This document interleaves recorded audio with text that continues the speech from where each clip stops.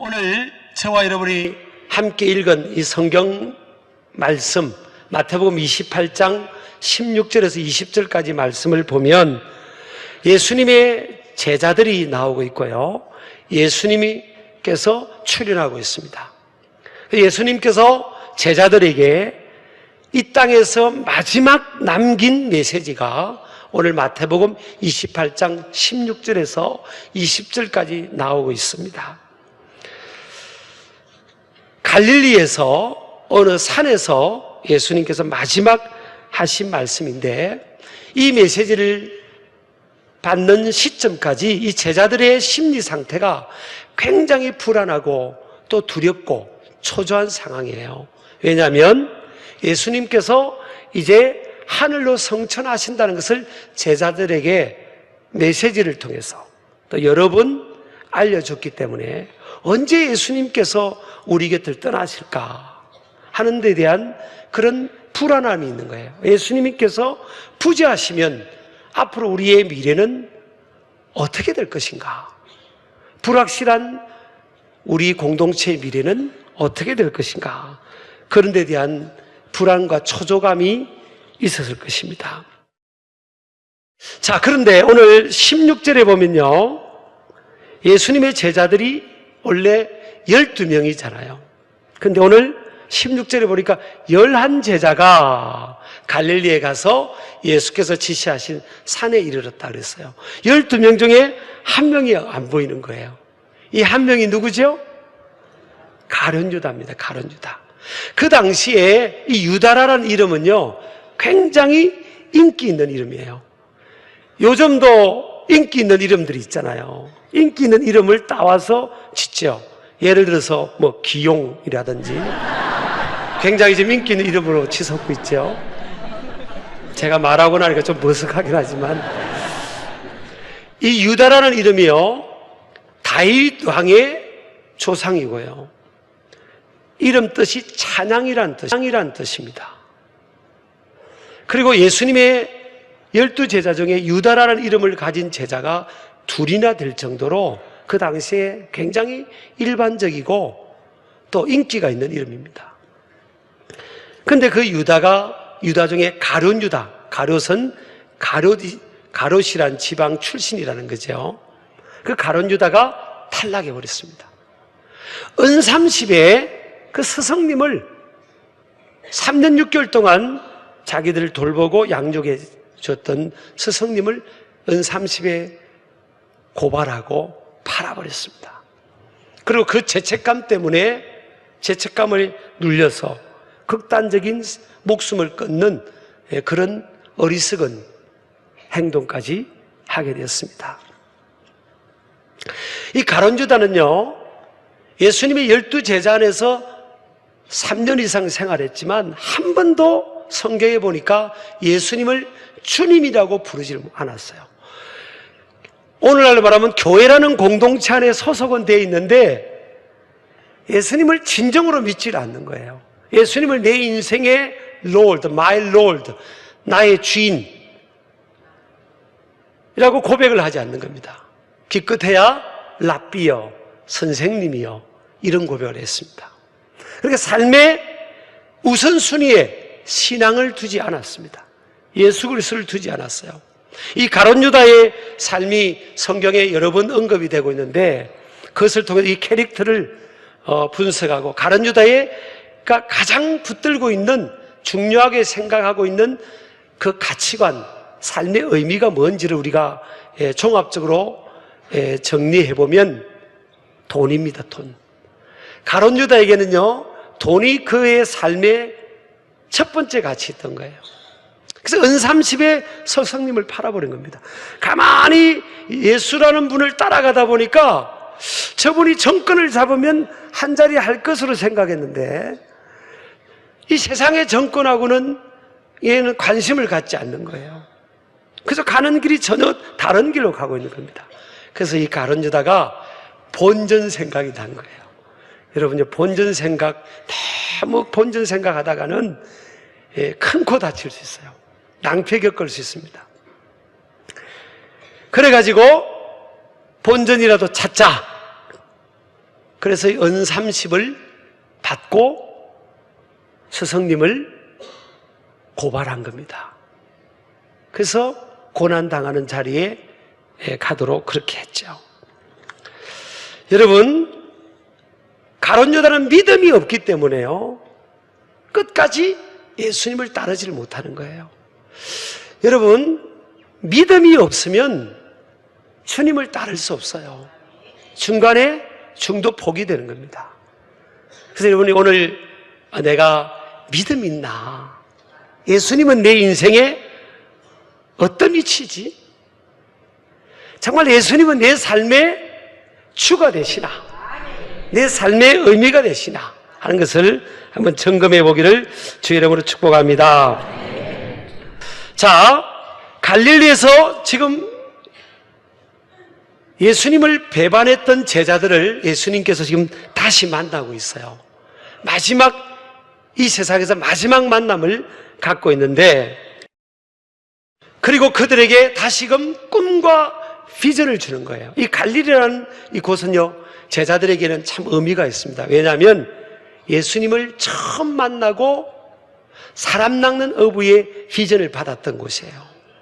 근데 이들이 예수님이 잡힐 때 제자들이 다 도망갔잖아요. 한마디로 말하면 예수님을 배반한 겁니다. 배반한 그 제자들을요, 다시 예수님께서 얘들아 갈릴리에서 만나자.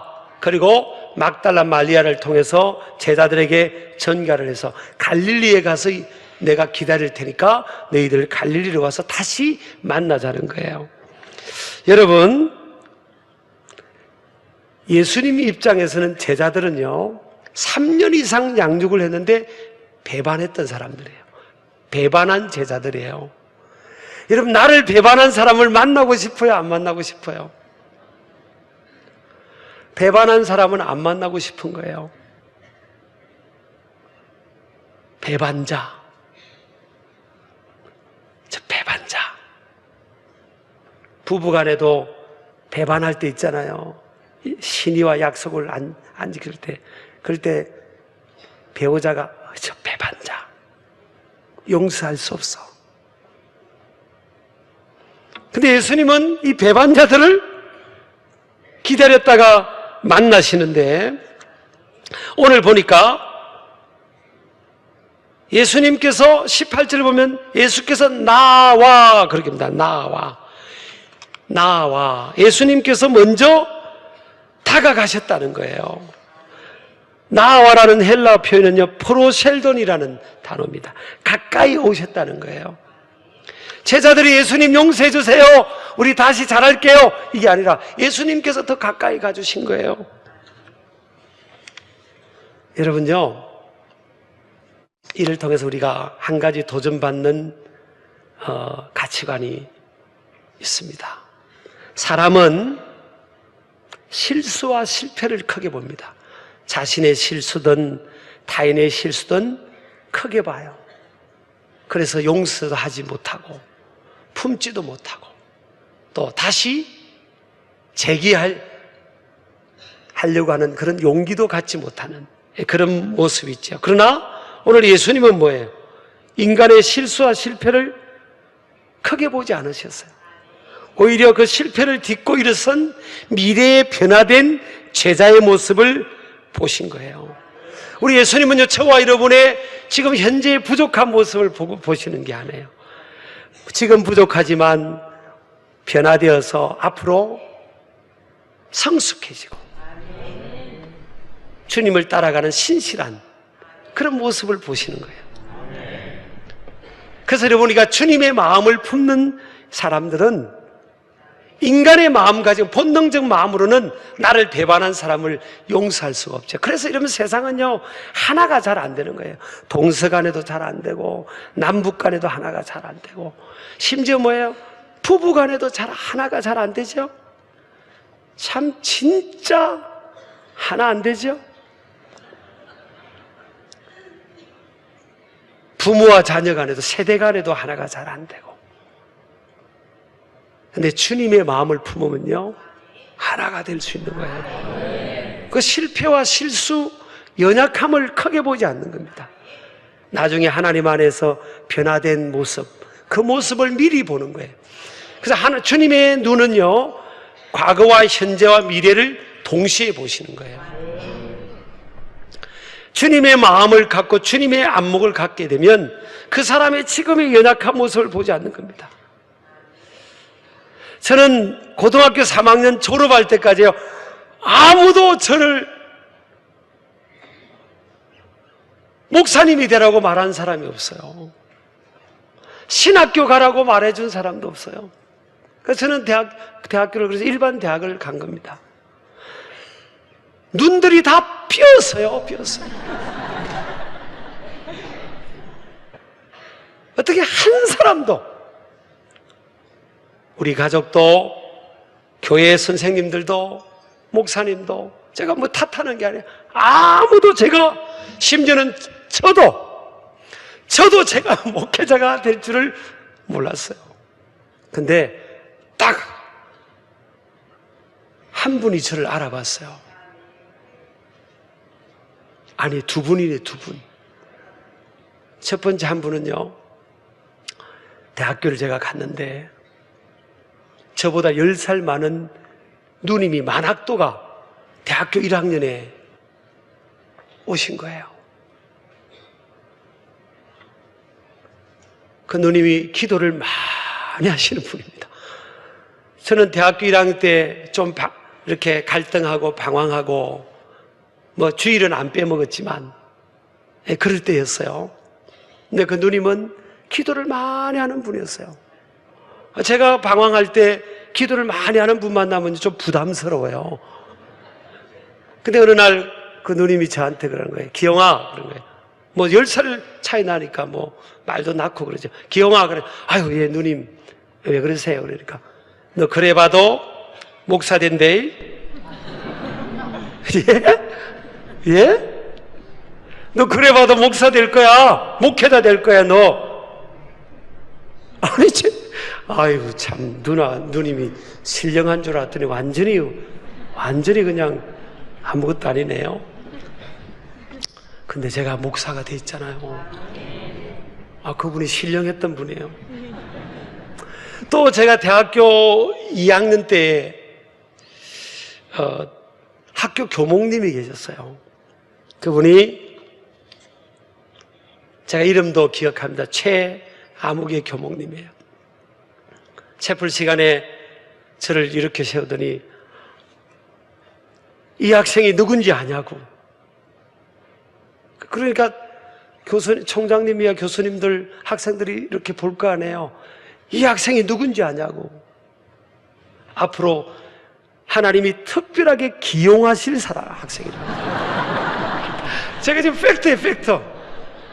제 이름을 가지고요, 예배 시간에 예정이 없었는데 저를 이렇게 세우더니 그렇게 소개한 거예요. 그 두 분만 영안이 열렸던 것 같습니다.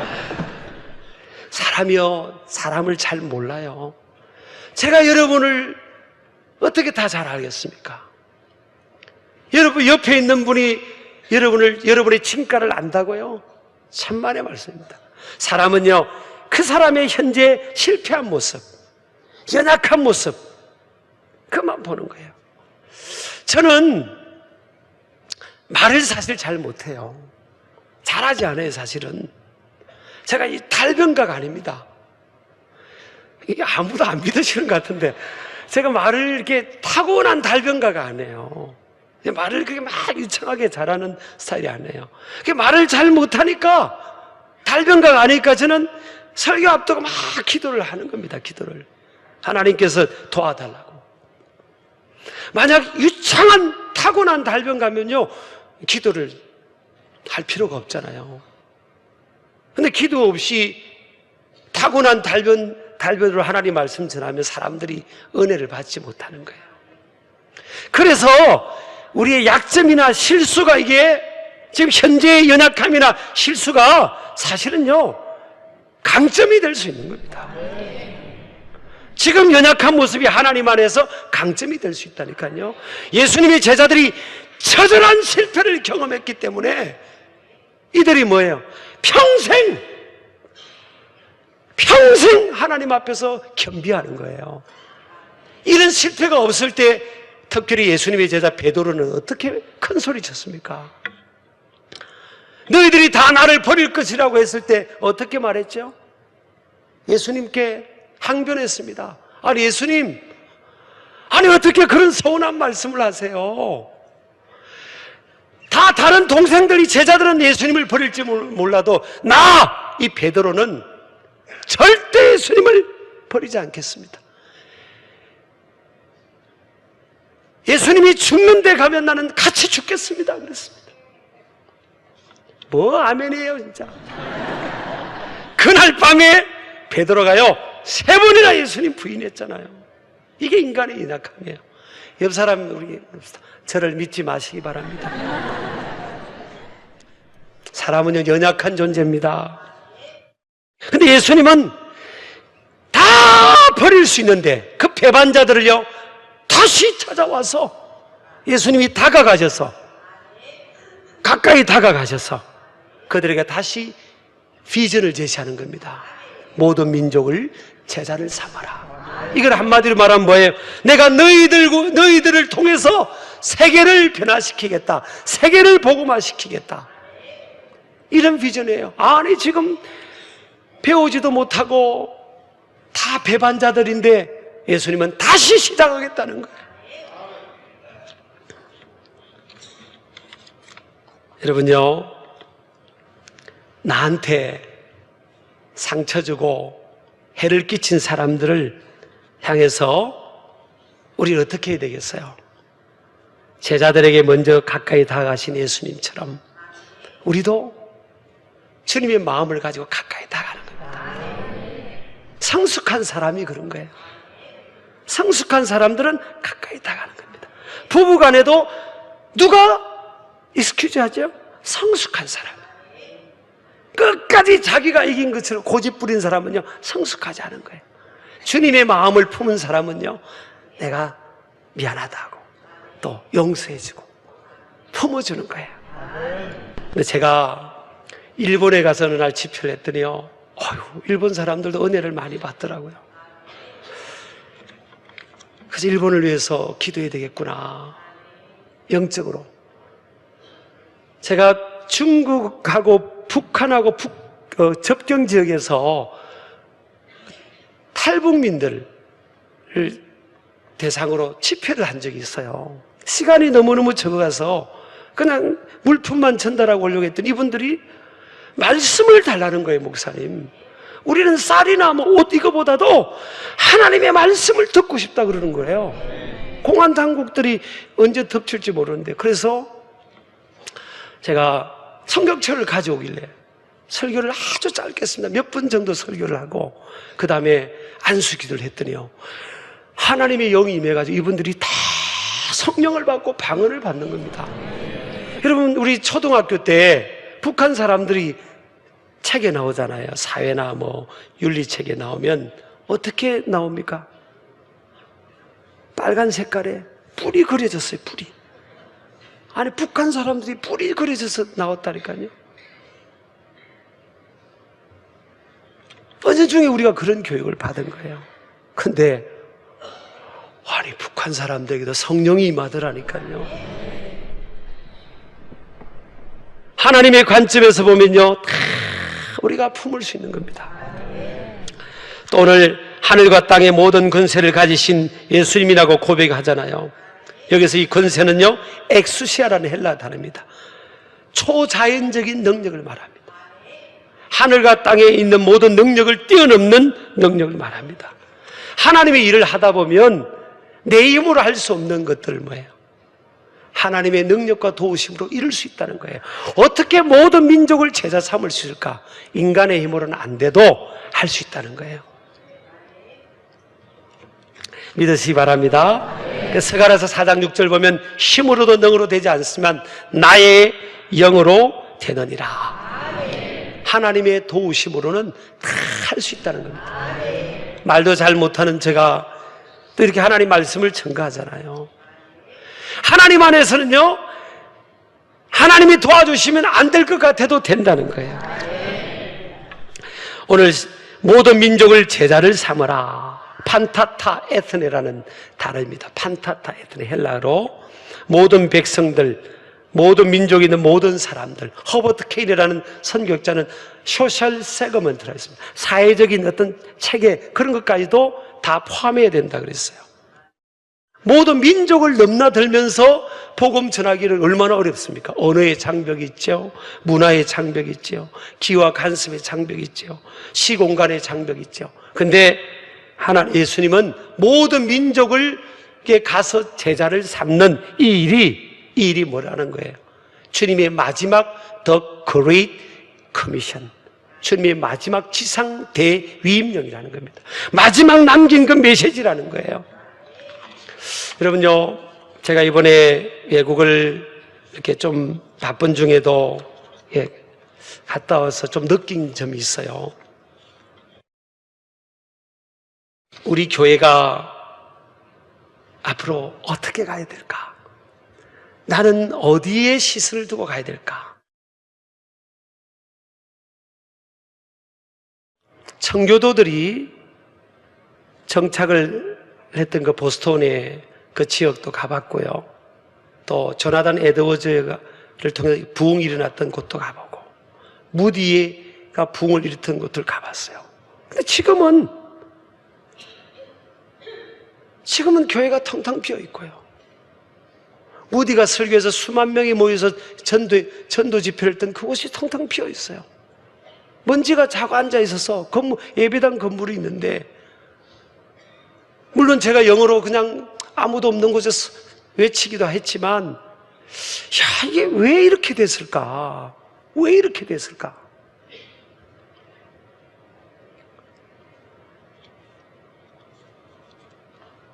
다음 세대를 놓쳐버린 거예요.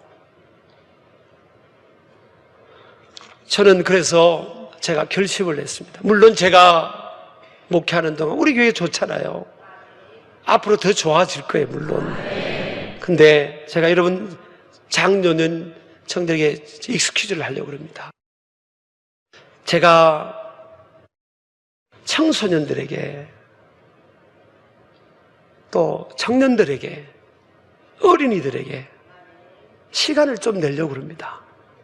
매주 시간을 내려고 합니다.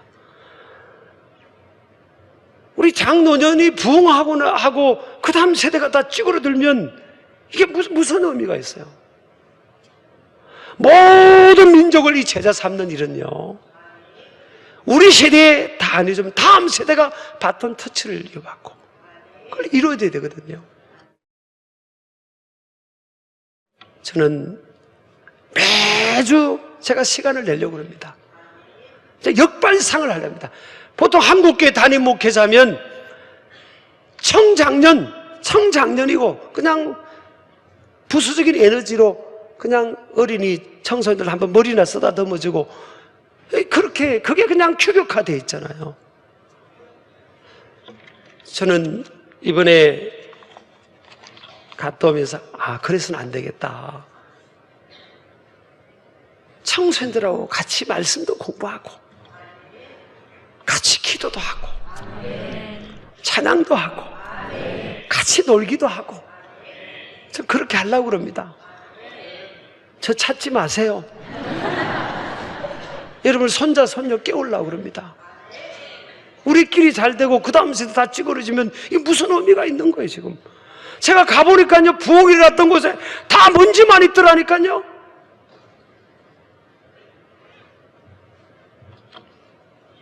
다시 또 한 가지는, 우리 교회는 모든 민족을 제자 삼는 것이 우리 교회의 가치입니다. 저와 여러분의 삶의 가치는 모든 민족을 제자 삼는 겁니다. 우리 시대에 안 되면 우리 자녀들이 이룰 것이고, 우리의 가치는 모든 민족, 전 세계 모든 사람들을 주님 앞에 인도하고 세우는 일이에요. 그것이 우리의 삶의 의미고 목적이고 가치가 되는, 저는 그렇게 가려고 합니다. 제가 우리 신길교회 담임 목회자로 목회하는 동안 우리 신길교회는 모든 민족, 이 모든 민족에는 우리 대한민국도 들어가고 우리 주변 나라도 들어가고 오대양육제도 다 들어갑니다.